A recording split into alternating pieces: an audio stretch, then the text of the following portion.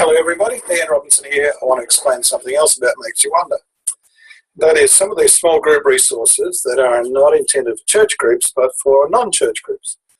You might have a parents group or just some inquirers, maybe some young adults or youth who'd like to do some studies. It may be that you're starting a new church or some emerging new thing, and you're going to begin with a Bible study in your home, in your lounge room with a few people. This is called the Wonder Workshops, and they're ideal for that. They don't really assume a lot of knowledge, but nor do they apologise for the fact that Christianity's actually got some knowledge in it, and therefore you can have a look at it. And would you like to? I'm going to walk you through the workshops that we have available.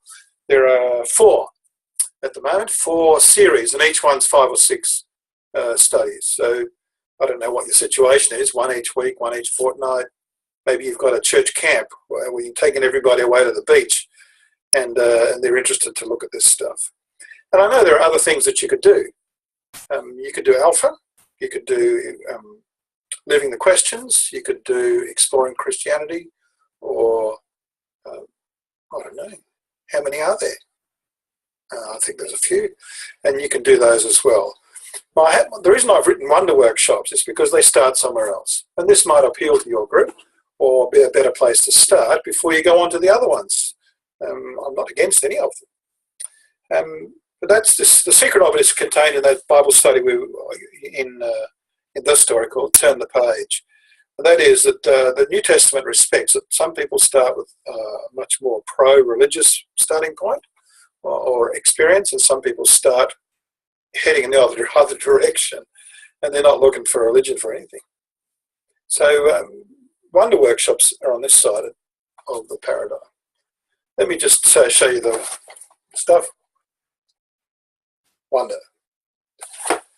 For those who are not religious. All the way through this, you'll need to know how to participate in the skill called Your Story. That is where you help to resource and reframe what people are saying, and to affirm and accept people. RRAA. You need to resource their conversation because they don't know stuff. You need to reframe what they're saying because a Christian worldview and the experience of the Holy Spirit makes a difference to how you see things, and how you see things fosters new experience and better experience, and the better explanation and the better help you get, the more you can build upon whatever experiences you're already currently having. Prevenient grace or common grace, depending on your tradition, is amply saying that the Holy Spirit is at work with everybody. You just got to find out where it is. So the first series out of 4 is called The Rumour of God. And it's called Some Things We Sort of Knew Already. And it takes people through some exercises. One is the standstill exercise, where people go out and just have a look at things around them. And you say what it reminds you of God. And with or without much knowledge, people come back with some really interesting things to say. And most people are more than willing to admit that there's something about God out there. And I'm one of those many Australians who, perhaps more than many other people, have access to some solitude in the bush or in the wilderness. I myself love to go out to the desert. And as in biblical times, God is very present. Most Australians know that presence. So you just got to ask some questions about it. And they'll start to explore that from their well-founded experience. They don't want you to take it over, but they are happy for you to respond in kind. It's just the doctrine of creation in practice. The second study in the Rumour of God is about epiphanies. That is not just a subtle presence, but a dramatic presence. Many people have these, and epiphanies they're called. And an epiphany means opening out. And so there's quite a few people probably in your church who have had epiphanies. But non-Christian people have them as well. But lacking some good understanding of God, find it hard to interpret them. So it's good to explore that question and not to keep it under wraps. The third exercise in the Rumour of God is about resonances, and he uses a number of exercises to explain resonance. And the point of it all is what's called, as it goes through several bigger and bigger pictures, is to say that our hearts are actually made to resonate with the Spirit of God. And that's why these earlier experiences actually are so powerful to us. They're not just pretty, and they're not just beautiful, and they're not just wow, And not everything is awesome. These are truly awesome. AWE. Okay. And so resonance helps people to explore that just experientially and explain something important about the way how the spirit works.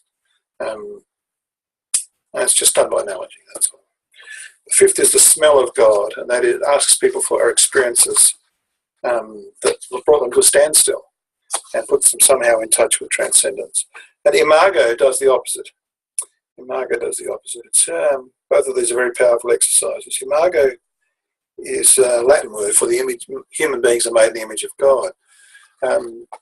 But in this current form, it asks people to look at the news that they've been watching over the last week or two and come up with a story from the global situation of human beings at their best and human beings at their worst. And you can list them on two sides of the whiteboard, human beings at their best, human beings at their worst. Just write them up as people have encountered them. Sometimes they're in the same thing, same news story. So, and then you say the next step is, what is it that's evil about this? And what is it that's good about this? Okay, right. Whatever they analyse, whatever they want to say, that's fine. Just, write on it, a different colour in the whiteboard this time. It's meant to be a summarising or focusing thing. And then you simply ask, how many of you have ever been motivated by this? And how many of you have ever been motivated by that? And you find everybody puts their hand up for both sides. It's a telling moment. I've sometimes had people say to me halfway through this exercise, oh, you're trying to say that there are good people and there are bad people. And it couldn't be further from the exercise. So just expect that might happen. And if they are saying that, just say, look, just give me a moment. I'm not doing that. And in fact, you're explicitly saying that's completely what I'm not doing. I'm not separating good people from bad people. What's his name? Solzhenitsyn has a great quote that's in the text there about this. And there's that fantastic little thing that sometimes, the old American Indian story that comes through your Facebook, where a boy says to his granddad, I try to be good, but I'm not really winning the battle. I feel like there's a wolf who's bad fighting with a wolf who's good, and they're both fighting inside me. Grandpa, who's going to win? And Grandpa says, the one you feed. Powerful statement that we do need to feed the good guy and not to feed the bad guy. And we are all both. And not only are we all just kind of a little bit good or a little bit bad, but in fact by identifying the biggest and the worst and the best of people from the news, you can show that's us too. That's us too. The problem of sin is not out there with other people. The problem is that we've got the same thing in here. So we all need, the big question is the inner work that we need to do on ourselves in accessing a source that feeds the best of us, that which is made in the image of God. There you go. And that's the end of the first series, the Rumour of God series. So the second one's called Deeper Water, which is the theme of that is where to find strength for your soul. And there's a few exercises in there, some which are fairly traditional, I think. One is draw a map of your life story. The highs, the lows, the bogs, the getting lost times, the times of great vista and discovery, and the times of real dogged, slogged, hard times. Just draw that map of your life. And the text book provides you with some sample maps that you can use, or you can make one up. The second is a really intriguing little exercise called a nitpick. There's some people who will tell you, well, this is wrong, and that was wrong, and that was wrong, and that was wrong. Sometimes if I do a talk on PowerPoint, someone will tell me that there was one sentence that missed out the full stop. And that's what they've remembered. It's called nitpick. But why don't we flip that? If people do nitpick, let's nitpick how good the day was, not how bad things were. Let's actually say all the things that went right with it. You can then have a time of Thanksgiving, and it sort of can go on. You've got to stop this exercise. And people are sometimes a bit incredulous. They say, well, are you sure you want us to do this? In other words, it's an admission that it could go on forever. It really could. There's so many good things. And then you can have a conversation about why people prefer to talk about bad things or to react to bad things. at situations of threat, rather than what's actually the presumed normal of good things, which is what the Bible says. The world has been made good, and it's got a fracture zone through it. So it's got both. But it's impeccably, wonderfully, extraordinarily good, and we seem to keep whinging, complaining, and have this reactivity to threats that can be so destructive so instantly. So it's worth talking about that and what we do about remaining focused on Thanksgiving. Seligman, who writes on flourishing, says that there are two great secrets to mental health. And one is well known, and that is exercise. The second is not so well known, and that is that each day give thanks for three things. So if you're a person who sits around the table and likes to, maybe pray before you, give thanks before you eat a meal, and give thanks to God in prayer, then by all means invite three people at the table to come up with one thing that they want to give thanks for from the day. Or you might lead, if it's your turn to say the prayer, three things from today. But if you're not used to giving thanks to God, this is a wonder workshop after all for non-church people, then just be thankful, to the universe, or thank the people around the room. I do this on my desert journeys, and people love it. Whatever their background or faith or religious orientation, they love it. It's a really life-giving thing. It's called a nitpick exercise, okay? And there's another one in this section called Deeper Water, Where to Find Strength for Your Soul, and that is more than me. And you just simply ask people, when have they ever been aware that life was more than them? It's an invitation into transcendence, to talk about transcendence. And there's many different kinds of transcendence. It's not just, God on high, there's other forms. And it's just good to have that conversation. Again, it starts to open people up and help them explore the area of spiritual life. And the same with help for our journey. When have you ever had help on your journey? What sort of help did you get? It uses a reading from Martin Luther King to say, what sort of help does he identify has been part of his journey? And there are 4 different things. And you can just say, well, tell us when these have happened to you, or when you've developed these. It's a bit of an exercise in isolating that thing. If you're going to feed the imago, then this is some ways where you would do it. And the cover-up, masks and substitutes. When do we choose to put on a mask? And when do we accept substitutes for the real thing? And it helps you through that set of exercises. Well, I haven't been turning my pages, and now I'm lost. One of our cover-ups got this fantastic picture of Elvis in it, by the way. Elvis, well, not the real Elvis. Substitute. The next Wonder Workshop, number 3, is called the glass half. And this is not just a simple exercise in the glass half full, the glass half empty, which is now at the status of a cliche. But it's about whose view of the world wins, and does it really matter? For instance, many people say, well, it's just your spirituality that matters, and it doesn't really matter what you believe. It's just this spiritual method and reflection. Well, I don't know who you've been talking to about that, but I talk to a lot of people about that, and it's not true. And pursuing any kind of religion is not the same as pursuing a particular one. And shopping for bits and pieces can just be self-reinforcing, which is the problem, not the answer to our life as a human community. So the glass half goes around and asks that question. There are 3, and the first one is called looking around.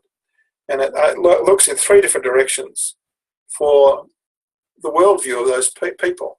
One is that it looks at, what you might call the realpolitik, the book called The Prince, and it looks at what he thinks and what sort of world would turn out if we followed his advice. Then it looks at Jesus' Sermon on the Mount, what sort of world would turn out if we followed his advice. And they also ask, what sort of background do you think this person has? What makes do you think say this?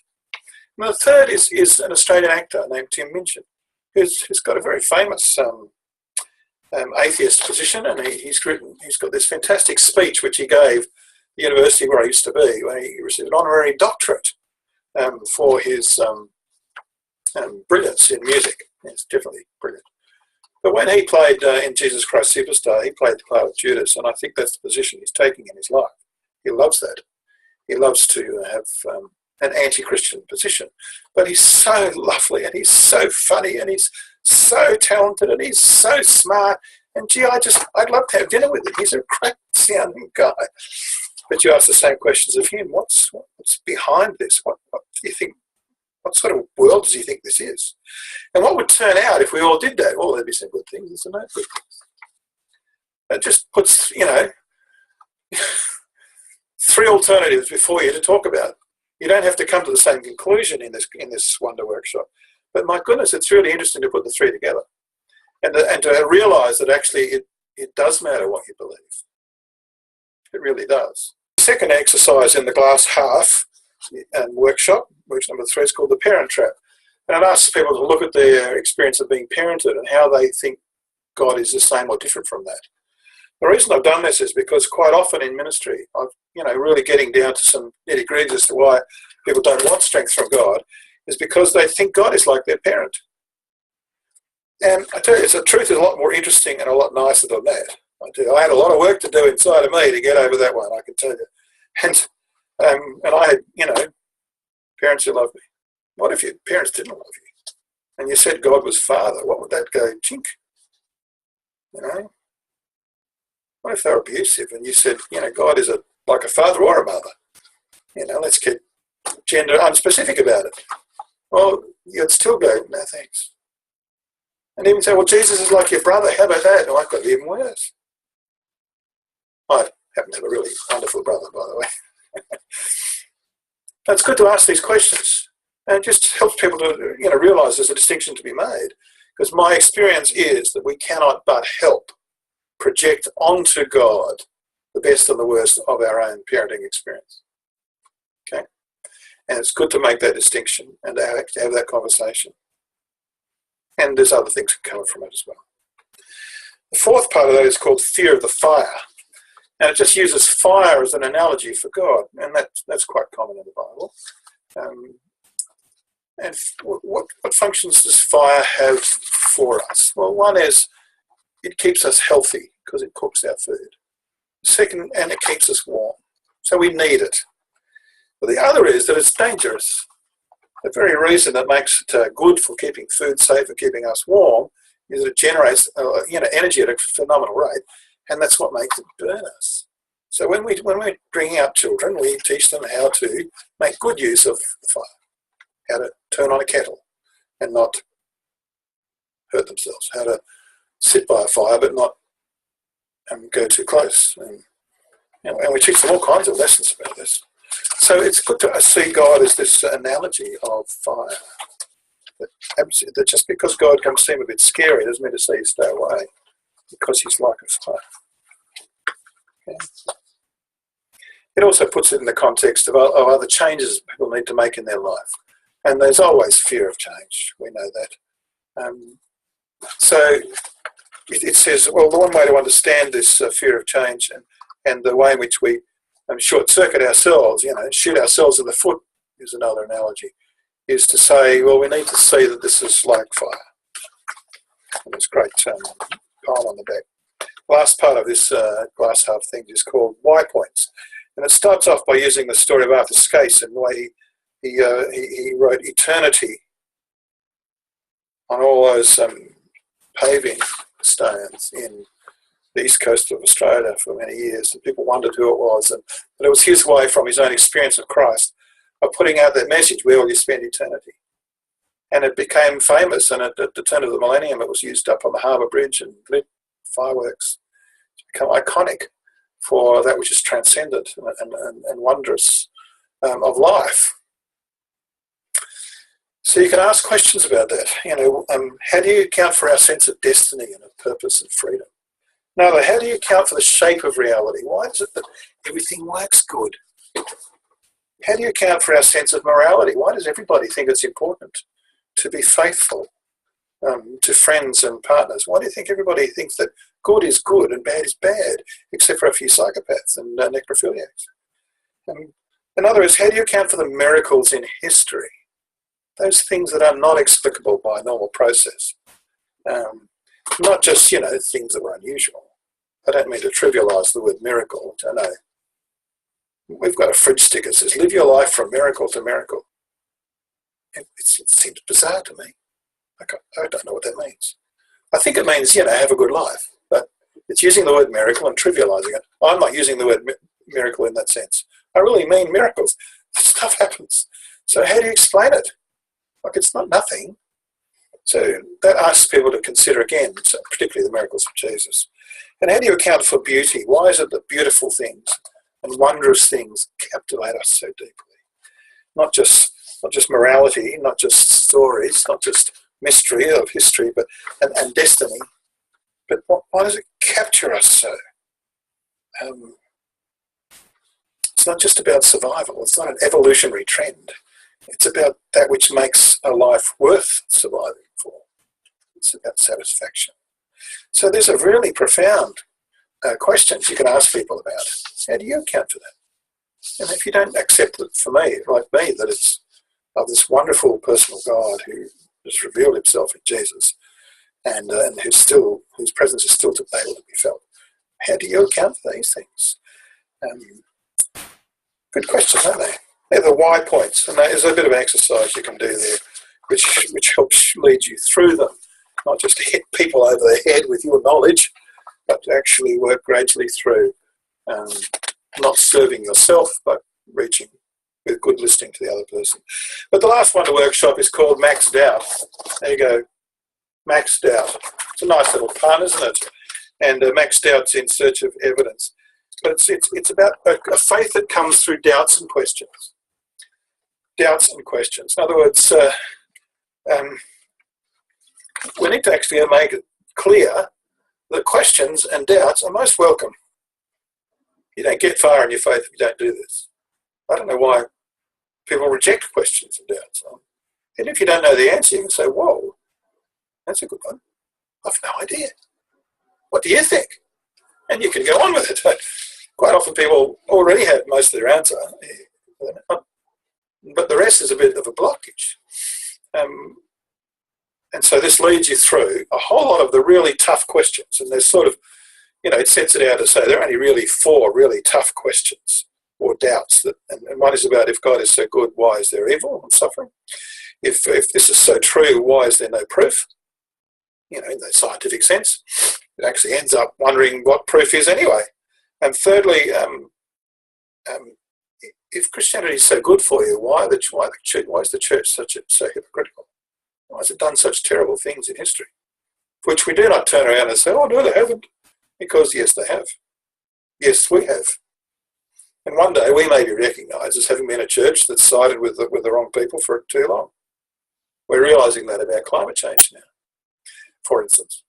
But so that's the third question. If being a Christian is so good, why is the church such hypocrites? And the fourth one, if Christianity is so free, why does it cost so much? Why did it cost Jesus so much? Why did he have to die? Why do I have to take up the cross? Why do I have to give up things? What's free about that? So you can see there are 4 big objections. Most questions actually fit into there. And they can be asked philosophically, or they can be asked, about some experience they're going through. So it may not be, the very philosophical question of suffering, which says, if God is so good and he is so powerful, and why doesn't he stop suffering? If he doesn't stop suffering, then he can't be that good, or he can't be that powerful. It's a very philosophical way to ask it. But most people ask it when they say, why is this happening? Why me? Why me? Why didn't God get me out of that? Jewish people, how on earth could God allow the Holocaust? 6 million Jews plus others. Why did God not intervene for something so dramatic? They're not even asking for everyday interventions. Just one. Would have all been stopped if God had simply struck Hitler with lightning. Because apparently at his disposal, but he didn't do it.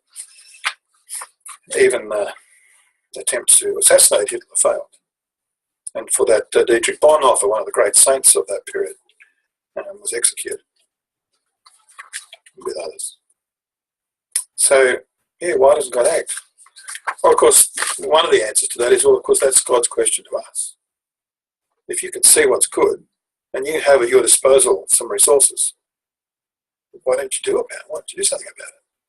So I think God's answer is to hold the mirror up to us, and in which the background to it is this love your neighbour thing. I really mean it. I really mean it. Now, I'm not giving you pat answers to these. None of these are designed to give you some sophisticated smackdown answer that will shut people up and make them realise something. What these exercises provide you with, and each of those fulfills one of these exercises, is a process to enjoy, a questioning, listening exercise, and a being there with people exercise. For instance, and one of the first answers to the question of suffering is respectful silence. It's one of the best things you can do. It actually communicates quite a bit because most people simply run away. But what is it about those people who can stand with respectful silence close up to terrible suffering and not run away? What is it about those people? What is their hope or confidence?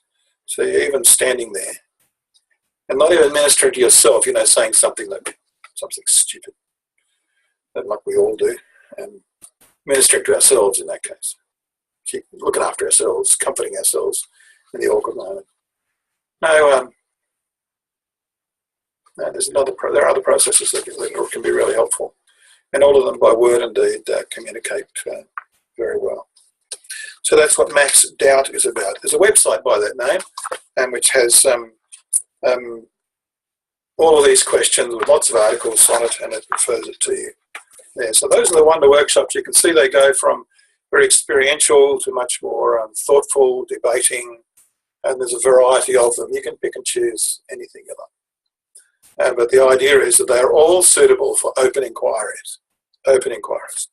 And they ask really good questions and actually expect that people are having some kind of spiritual experiences or spiritual responses that are profound and important to them. They're not to be trivialized or spoken down to, but respected, even affirmed. Remember, resource the conversation with information and knowledge. Reframe people's responses so that they can see how a Christian might understand that. And you'll probably do that with gentleness and respect, as 1 Peter 3 says. But also accept people for their place on their journey. People come to their situations with lots of battles. Accept them and affirm them. So resource, reframe, accept, and affirm. Jesus did that all the time. Even go and sin no more, neither do I condemn you, in John chapter 8. So all you're doing is what Jesus did. So those are the Wonder workshops for non-church people if they want to do some of the things. As you can see, you can go from that to some of the other resources that are more normally available.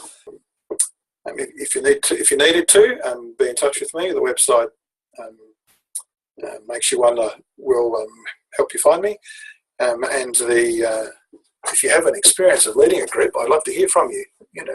And you can send me a photo of a whiteboard or a butcher's paper or something that you've written on. I'd love to see that and put it on the website, because that helps me to learn too.